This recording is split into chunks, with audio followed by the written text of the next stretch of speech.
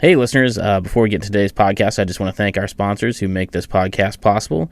First off, we have Tiny and Sons Glass. Does your vehicle have cameras or driver's assist?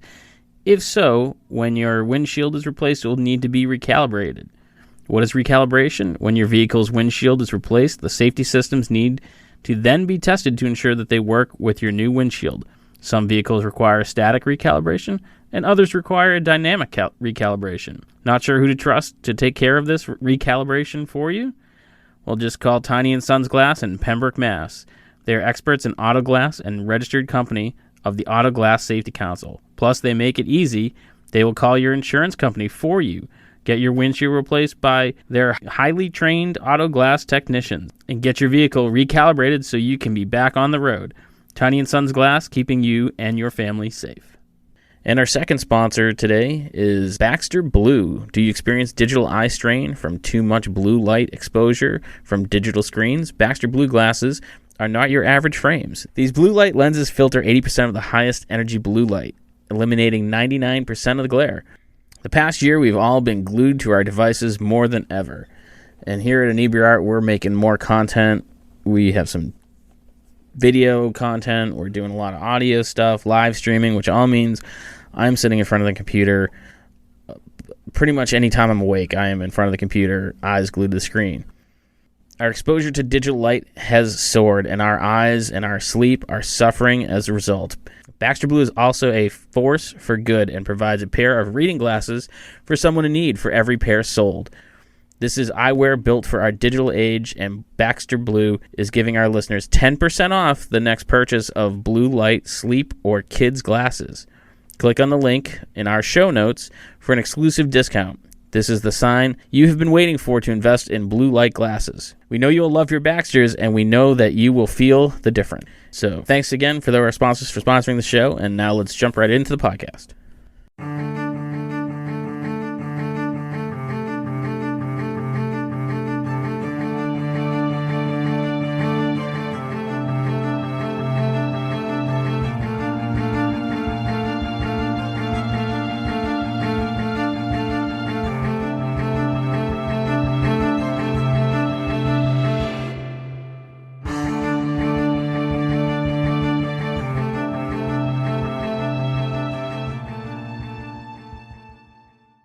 All right, welcome back to the Inebri-art podcast. This is Andy. I feel like I'm super out of practice. I haven't done one of these in a while. But today we are joined by yet another musician. We've been on a big streak of musicians lately. Kenzie Cates, welcome to the show. Thank you. It's great to be here. And for somebody that is out of practice, you sound very, very professional. Oh man, don't use the P word. Podcasting voice. Don't use the P word. It's not my. Sorry. But so I feel like the past year and a half, we can't go through a podcast without talking at least a little bit about COVID and its impact. And here things are starting to open up. We're 9 days away from no restrictions whatsoever. Like where are you at as far as that goes? We are in a different place. I feel like, I don't know about other Canadians, but I personally have been feeling both jealous and bitter about the US because I feel like for the first half of the pandemic, things were wild and I feel like people didn't want to wear face masks, but then y'all got vaccinated way before us, even though we were trying to follow the rules so well up here. Things are slower moving up here, I think, than they are in the US. We're set to review our restrictions in 5 days, but there's no guarantees that they'll actually change at that time. It just kind of depends on the numbers. So we're kind of still in full lockdown over here. Like we're not really supposed to even have bubbles. We can see up to 10 people. It's supposed to be the same 10 people outdoors if you're distanced. But restaurants have shut back down again. We're only doing takeout. And then if they have patios, people can eat at patios. But yeah, we're kind of like, I mean, I also feel used to it at this point, but it kind of feels like how it did right at the beginning when it all started. Yeah. Well, don't be jealous because it's a lot of entitled people making bad decisions around here. I mean, our numbers are way down because of the vaccine rollout, which is great. But we still get people that refuse to take it because they think they're getting microchipped and lizard aliens. I don't know what they think, man. Yeah. It's crazy.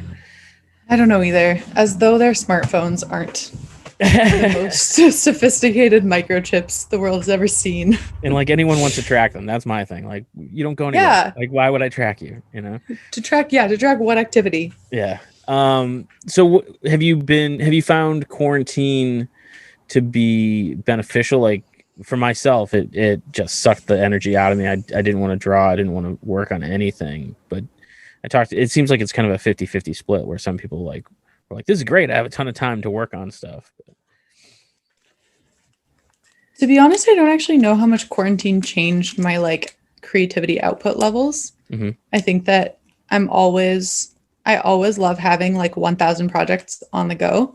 And that actually didn't change over quarantine. Like it maybe changed the composition slightly of like how much time I'm spending on which projects, but I was working full time remotely and still am throughout quarantine. Or not quarantine, but the whole pandemic situation. There maybe at first, okay, so I was actually in Nashville when they declared the pandemic. Okay.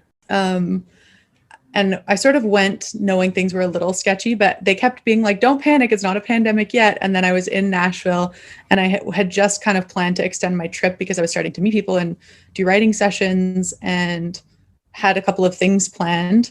And then on my like second to last day there, they declared the pandemic and I found out that I was going to have to quarantine for 14 days when I came home. And as I'm sure you remember, the beginning of the pandemic was just scary because we didn't know what was going to happen. And they were like canceling flights. And I was like, oh my God, what if I get stuck in Nashville? So I canceled my extension and ended up flying home. And then I spent 14 days in quarantine in my bedroom because I had roommates. Yeah. Luckily, I had my own bathroom, but I was like in the same room for 14 straight days. And just coming back from Nashville, I definitely had some like creative gas. And so I was quite productive creatively during that period. Mm-hmm. But then the rest, I don't think has been different than how creative or uncreative I typically am. Yes, it's so funny. I went out to dinner 2 nights ago to this place, not super near me, but maybe like 30 minutes away. And it occurred to me the last time I was at that restaurant was the week we were running an event there, and it was the week just prior to the shutdown. And my partner was like having serious panic attacks. I'm like, man, you're overreacting. So I had to text him the next day and be like, hey, yeah, sorry. Turned out you weren't overreacting. You were right. I hate saying it, but you were right. It pains you to say, but we were underreacting, unfortunately. Yeah. So you said you got a lot of inspiration from traveling. Is that like typical for you? Do you like to go on the road and kind of take in the sights there and get the inspiration from traveling?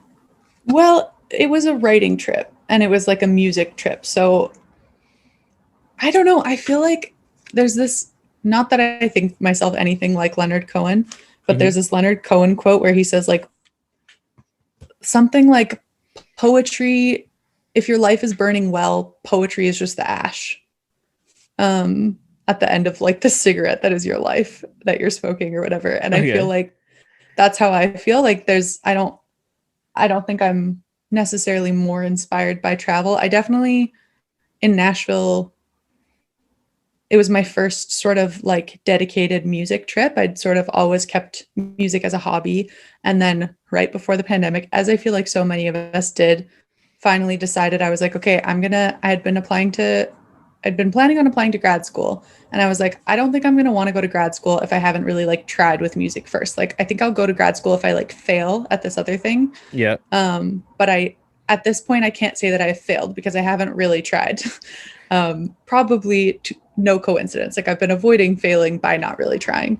Yeah. And so I was like, you know what? Screw it. I'm going to spend the next year just like really giving her, like, I'm going to invest my money into this. I'm going to invest my time into this. And then at the end of the year, I'll have no excuses. If it didn't work out, I'll go to grad school. Other than a global pandemic. Yeah, and then the pandemic happened.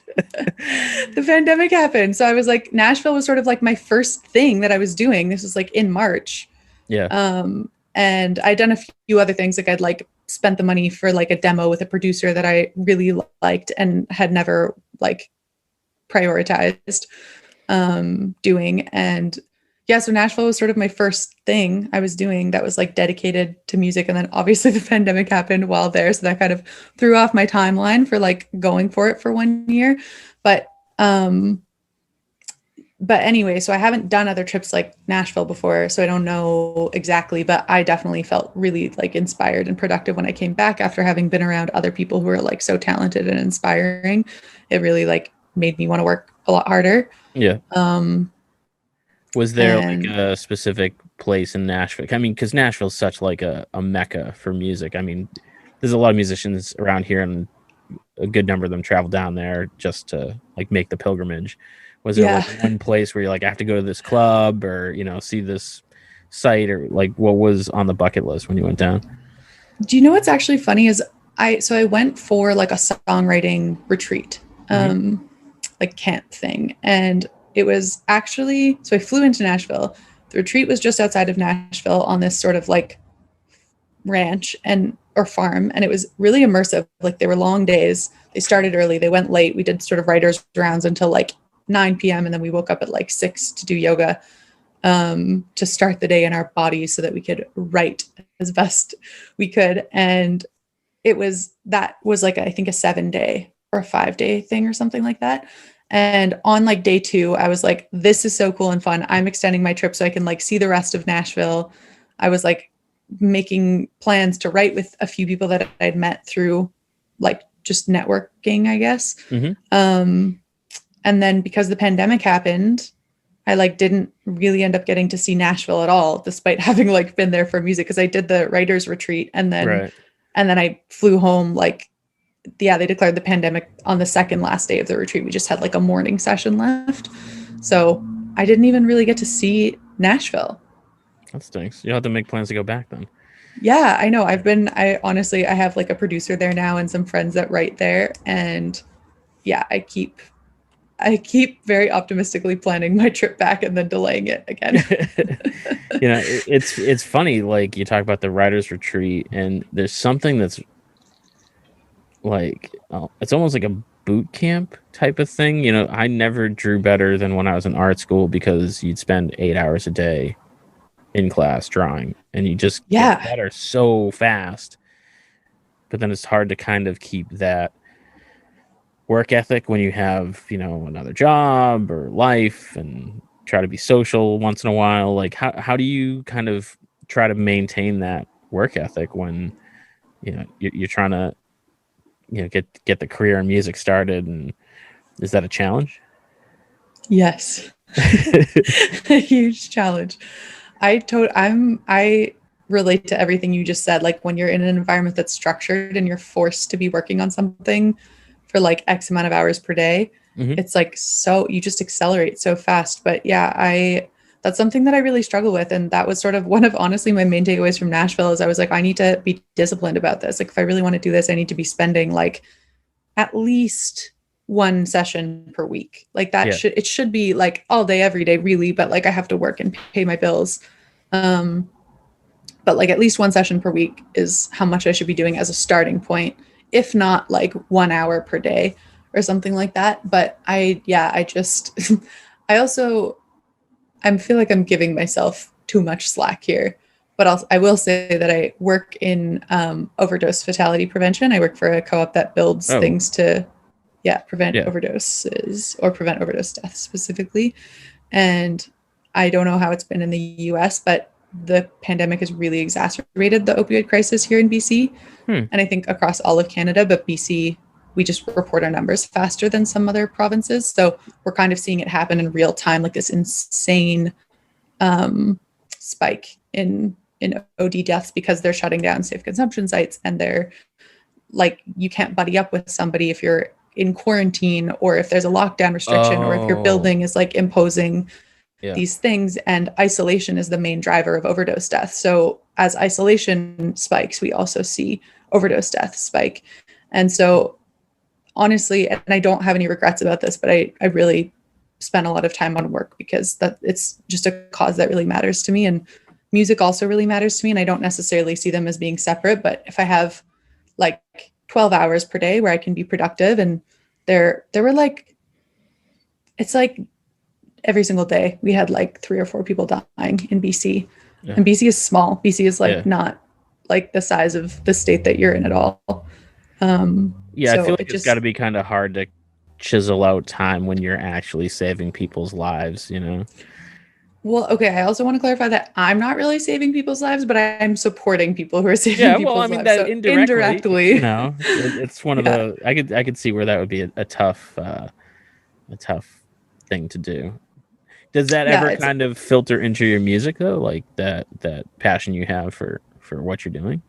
Yeah, I think it does. Like, I think that I've been told that I burn with the intensity of 1,000 suns, and I think whoa, that I think that not always in a flattering way have I been told that, but I think that same sort of like intensity drives me in like both, and I think like makes me go kind of hard and then have experiences that I then process using song. And then in some more direct ways it does too. Like I've written songs about the opioid crisis, or like I have it just and again, I don't know what it's like where you are, but like here in BC, like every single person I know is impacted by overdose. Mm-hmm. Like everybody knows somebody or has like a family member or a friend. And to be honest, I would suspect it's similar in the US, but I don't know that there's the same degree of like acceptance or understanding of overdose as like a public health and like a policy crisis rather than like a moral failure of individuals. So here I can tell you we definitely have a crisis. I have no idea how it's been affected by quarantine because it just hasn't been on my radar. But it is definitely, and it's really tragic because, and I'm broad brushing, you know, my area in the United States is very generally, but there is a very much like, oh, well, if you didn't want to overdose, you shouldn't do drugs. And, you know, our taxpayer dollars are going to buy Narcan for you. And, you know, our first responders are wasting their time to, you know, when they could be saving babies instead of saving, you know, that kind of thing. And it's very, you know, blaming of the person who's struggling with addiction opposed to, like you mentioned, safe shooting sites. And I don't even think we have anything like that here. I could be wrong, but that I can't. Even in the Massachusetts is a very liberal state, and even here, I think that'd have a hard time getting passed.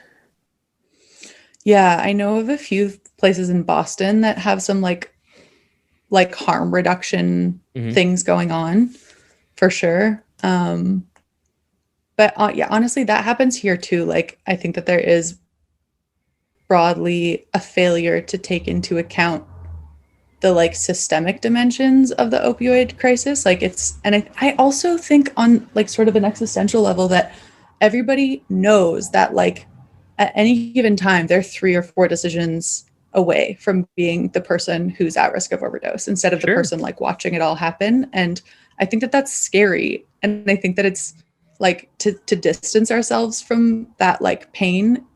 I think that people just say like, it's like an easy scapegoat, and it like is a way of reassuring themselves that it couldn't happen to them and that they shouldn't feel empathy because it is painful. It hurts a lot to like see, I don't know. And substance use disorders are so complicated. And it hurts to watch people sort of, especially when I have a lot of complicated thoughts about this. I guess on the one hand, I think that it's easy to think of all people who use drugs as sort of being like victims of their addiction. And I think that it's important to note that a lot of people use drugs recreationally and sometimes even like daily. Like sometimes people do have technically addictions, but they're functional and they go to work. And so it doesn't register on our like cultural radar as an addiction because they don't look in our minds like somebody who uses drugs. But And then there's also this sort of arbitrary distinction between illicit substances and legal substances. Correct. And like, I don't think that when people think about people who use drugs, they think of someone like me, but like, guess what? I'm a person who uses drugs, and you wouldn't know it from looking at me, but like, I use, and this is sort of like, I don't know. I guess people, like, everybody uses caffeine. Oh, sure. I happen to use Vyvanse because I have ADHD, and chemically Vyvanse is so close to methamphetamine. Like it's like one tiny little like carbon, I don't know chemistry, but I know that they're basically chemically the same thing. But I get mine from a pharmacist, and somebody else gets theirs from like an unregulated person that might, where it's tainted and you don't know what's in it. And so it's just sort of like unfair that I get the sort of privilege of being like a regular member of society because I happen to have access to clean supply where I'm not like risking my life every time I take a Vyvanse so that I can function. But then somebody else who maybe has intergenerational trauma or has untreated or treatment resistant mental health challenges or something like that, they self-medicate with medications that are very similar to the ones you get from a pharmacist, but because it's an illicit supply, it's unregulated, every single time they use that substance, they're risking their life because there could be fentanyl in it now. And I think the thing that you said that really hit the nail on the head is you have complicated thoughts. And I think that if you take drugs, you're bad is the lazy way of coming up with an opinion instead of like actually really understanding or looking into it. You're just like, oh, drugs are bad. People take drugs are bad. Done. I'm done. I can go about my day and continue drinking my Bud Light or whatever. Yeah. And which is so funny because I'm like, guess what a bar is? It's a safe consumption site, babe. Like it's a place where you sorry, keep going. Oh no, but I think that's it. Is like I think definitely Americans, but I think humans in general like to have a very simple black, white. Okay, I have my opinion formed. I'm going to stick with that for the rest of my life. I don't want to have to think about it, learn about it. And life isn't really like that. It's way more complicated. It is way more complicated. And stop me if this is getting boring because I could just talk about this for the whole interview. No, I mean this is kind of what we do. We talk about my whole idea behind these interviews are I feel like if I get to know a performer or creative person as a person, I appreciate their work so much more. Right. You know, so cool. I mean, that's kind of the whole idea. So great. It goes wherever it goes. I mean, sometimes it's nonsense, sometimes it's super deep, and I'm totally cool either way. Okay, cool. Well, in that case, not necessarily last thing, but a thing that I think is also important to name when we're talking about drugs in society is that, like, it's part of, I think in our minds, we also sort of so if we're just talking about illicit substances and we're not sort of talking about how arbitrarily we like legalize some drugs and not others, if we're just talking about the illicit drug supply, I think that there's sort of this like distinction that people have in their mind between like bad drugs and like kind of okay drugs, depending on who you are and what you're into. And well, it's a plan. How can it be bad, man? Yeah, totally. Totally. And there's like pretty much widespread unanimous consensus that, for example, heroin and crystal meth and crack are like bad drugs. Yeah. But the thing that nobody says when they talk about those substances, we're so, I think, fixated on this sort of one hit and you're hooked rhetoric that emerged in like the 80s under, I guess it was, Ronald. It's been like a Nancy Reagan thing, you know. Yeah, say no Ronald to drugs, Reagan kind of. Nancy. Totally. Yeah. I think that we all sort of accepted that as kids. Or do you remember those commercials that was like, "This is your brain on drugs," and it like cracks an egg on a frying pan. My favorite was always the father that finds was it pot under the kid's bed. He's like, "I learned from watching you." Yeah. Unfortunately, I saw those and I still did drugs, so they didn't work on me. But I think that a thing that's really important to note about these drugs that we think of as the like one hit and you're hooked is that the stats don't back up most of our widespread cultural assumptions about the badness and the inherent addictiveness of these drugs. So, for example, crystal meth in Canada, 90% of people who do crystal meth over their lifetime never do it again, which is like Yeah. And it's a comparable rate for like heroin and crack. And what the actual evidence tells us and what the statistics tell us is that while many substances have an actually addictive component, there is some other dimension to drug use that we can't understand on the basis of like how bad or good a drug is alone.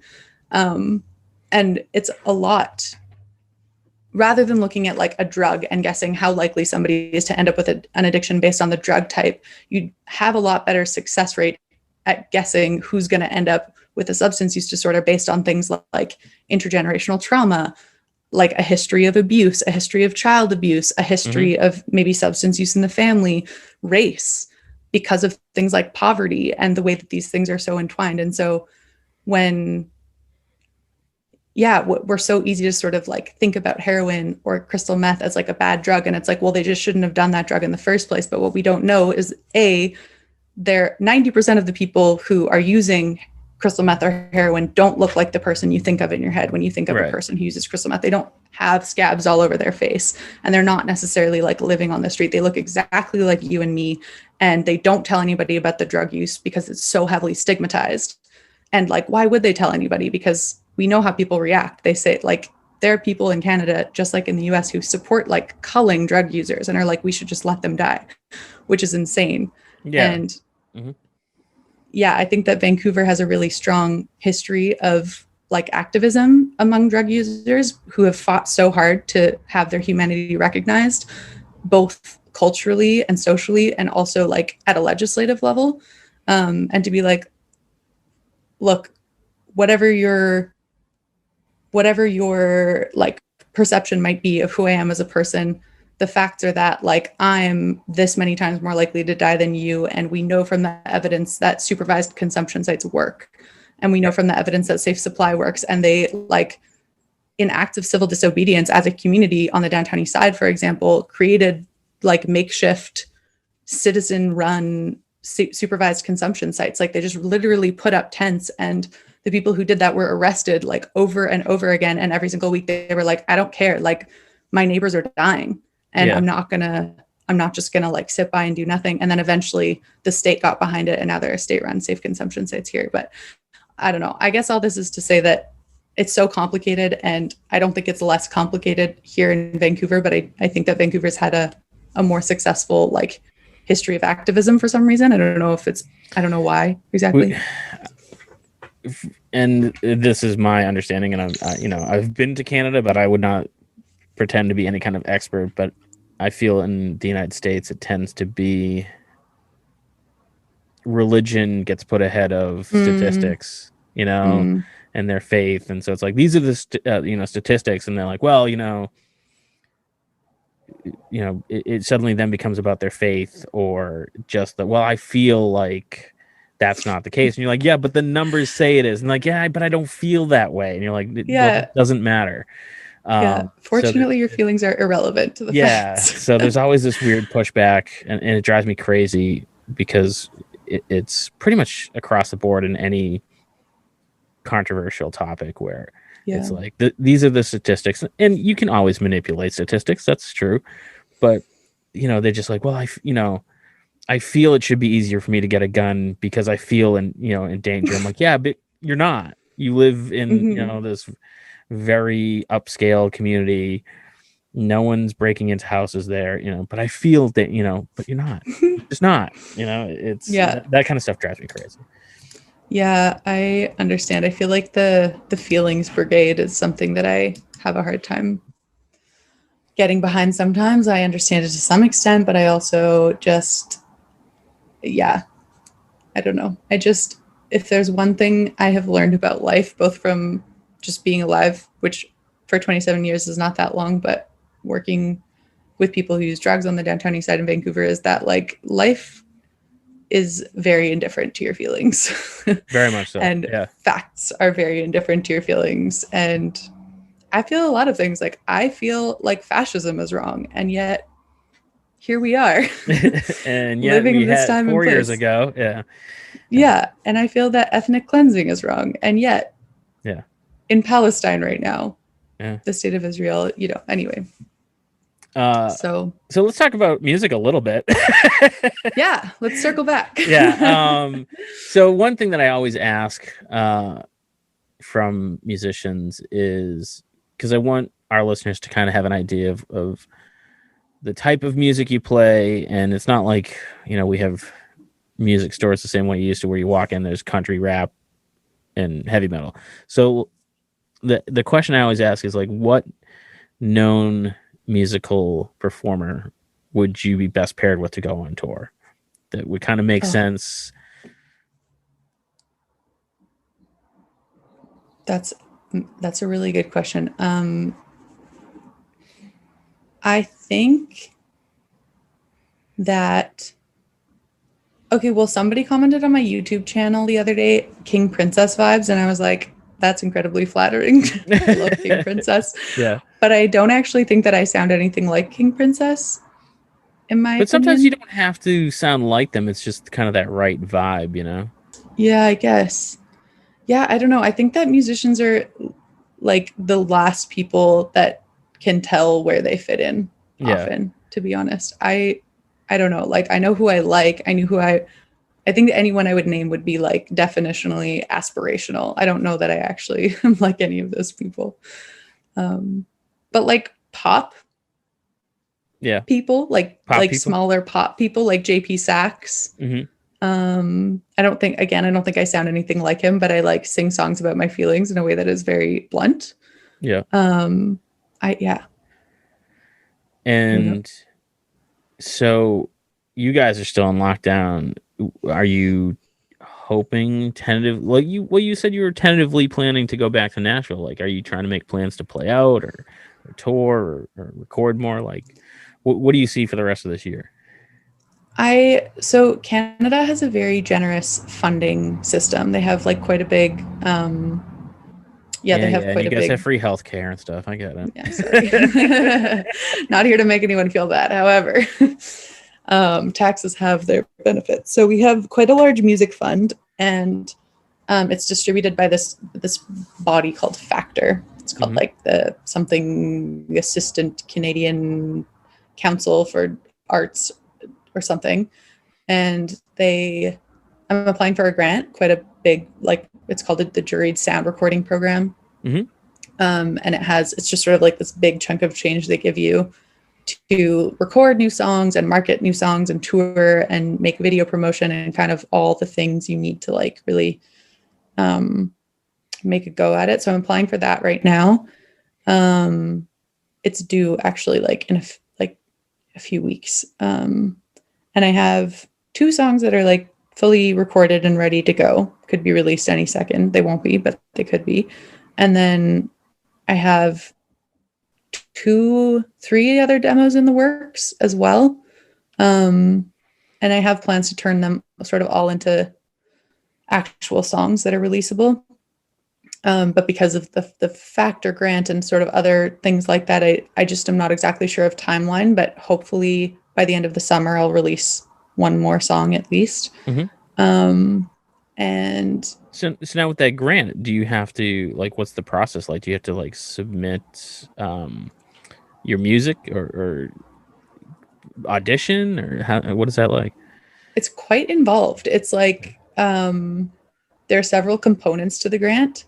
And honestly, I have a grant writer who's helping me, and I don't remember what all the components are, but I know what I've had to submit are like, you need assessment tracks. So you can submit 2 MP3s. And then you need to like write down in a document where they're sort of at and what changes you'd make to them. So like I submitted 1 demo and 1 like fully finished track. So I have 1 track that I'm saying like, this is my assessment track. It's good. It's ready to go. No further changes are required. And then for my demo, it's like, well, I have to finish recording. I need to track vocals, and then we'll need to finish production, and then we'll need to mix and then master it before it's ready to go. You have to submit like a full track list of all these sort of songs you have that you want to record. You have to submit like basically a full business plan and what you intend to spend like every penny on. I have like 20 letters of support from different like people in the industry who are like, yeah, I'll do her production. Yeah, I'll do the mixing. We'll write together or whatever. Some vendors like radio promo people, digital marketing people. it's really involved. It's like probably at least a 10-page document. You have to. Does that take any of the fun out of the music that where you're kind of like, oh crap, it's a job now? Yes, I mean, I feel like they're very different things in my head. Mm-hmm. This does, like, the grant does feel like a job. Yeah. But music is a job, and I feel like a thing that I've been really trying to make myself understand over the last year is that, like, I have to think about it like I think about my other job. Like, there are parts of it that I don't want to do, but if I want to do this, I just kind of have to suck it up and do it. So yeah, it's definitely less fun. Like, if I could, but then on the other hand, like, even if I could just write all the time, like, I don't only want to be in a writing room for 8 hours a day for 5 days a week. Like, I like having variety in my life, and I like having experiences that I then turn into songs. So it definitely takes some of the fun out, but it's not like I necessarily would want to be repurposing that time for only music, if that makes sense. Yeah, for sure. Yeah. It's kind of like, you can't, if you're in a room writing 8 hours a day, you can't experience life, and then you have nothing to write about. Exactly. Yeah. Yes. 100%. And so go ahead. I was just going to say, like, how would I meet boys who treat me bad on Hinge that I then write songs about later? Is that something you look for? Is being like, oh, this guy's an asshole. Let's go on a date with him, so he'll be a song. Yeah, so I am starting to think that this is a thing I do. Yeah. I don't think I do it for the song, but I definitely specifically am like, oh, you seem emotionally unavailable. We should hang out sometime. Here's my number. My site. Oh, that's funny. Yeah, it's but I mean, that's part of, like, I guess being a creative person is you got to kind of put yourself into those situations to get experience to turn into those creative juices, whatever it is. Yeah. And I've talked to people where they're like, yeah, I can't write the same when I'm happy, it's a real problem. Yeah, I definitely don't. I'm sure for, like, other artists who say that, I know I'm at least this way, it's like, for me, music is like a coping tool. Mm-hmm. Like, it's not, I know there are some artists, for example, Leonard Cohen, he's just top of mind because we mentioned him a while ago, who I feel like he just writes about life. Like, he's not necessarily, like, using songwriting as, like, a therapeutic means to an end. Yeah. He's just, like, an artist. And I feel like for me, I am, like, a person who processes emotions using song. And I don't know, like, sometimes I feel weird calling myself an artist because I'm like, well, I don't know. I'm not, like, talking about life. I'm talking about my feelings. And I do think there's a meaningful difference between those two things. But yeah, but I think they're both valid and important things to write about. I mean, I feel like a lot of the songs that are about feelings touch people because they have those same feelings, and kind of, I think those are the ones that really speak to people. Yeah, and I guess that's sort of the mystery of art, is, like, you write things that are incredibly personal and then they somehow end up being universal, or not universal, but, like, at least applicable to more people than just you. Right, yeah. Where can our listeners go to find your music and social medias and all that self-promotional hoo-ha stuff? Mm-hmm. Okay, so on YouTube, if you just look up Kenzie Cates, I think you'll find my channel. Mm-hmm. And then on Instagram, I'm at Kenzie Cates Songs. And Cates is C-A-T, right? Yeah, okay. Yeah. Read my mind. Well, I'm a horrible speller, so, I mean. It's also always hard with names. Yeah. But, and then I did get TikTok. Mm-hmm. I did it. And I think I'm also. What are you thinking so far about it? Because I signed Inebri-art up for it, and I've never felt older in my life because I'm like, I just don't even understand what I'm supposed to do. I had a very similar experience where I was on this and I was like, look at all these Zoomers just, like, ripping around and doing, like, lip syncing to things. I don't understand the appeal of that at all. But yeah, or just, like, having a nice face and just like filming it, doing nothing. Yeah, that was definitely my experience. I started I started like getting a little bit more exploratory, and I found this like one account. I found this one account who is, I don't know, there are some people who do interesting like political commentary. There's this one person who is like a textile historian or something, and she is always posting videos about like sort of like she posted this one video that was sort of like colonialism and, or sorry, no, not colonialism, capitalism and minimalism, and the sort of like relationship between those two things. I was really, so as I started being more intentional about it, I found like good content that I really like. Yeah. But I definitely share your experience of having seen some weird things on there, and I'm like, I don't understand. And then I'm like weirdly trying to replicate some of those things. And I made one TikTok video that like did pretty well. It got like 100,000 views, but I'm like, I have no idea why that one did and not other. Like, I really don't. Yeah. I really don't understand it. I just don't get it. Yeah. It's a weird thing. Yeah. And then the other thing is that I also swear a lot. And so, and TikTok like watches for that and doesn't like swearing. At all in this. I guess you're right. Yeah. You're on your best behavior. I am on my best behavior. On TikTok, every single one of my videos has like a technical profanity in it. Also, like the song that I just released has the word fuck in it. Like every way to blow it, 8 Kenzie. bars. Oh, I did it. You did. I was going to have to go under explicit. And all my TikTok videos, I swear. And also TikTok, I did one video where I just used the word dick, and TikTok labeled it as a profanity. Really? Yeah, it's kind of a narc of a platform, to be honest. But it's interesting. I didn't even know it did that. Yeah, it does. I can tell you from experience. If you want no one to see your videos, swear in them, and TikTok will not show anyone. Wow, that's crazy. Yeah. But I want to thank you for taking the time. This was a ton of fun.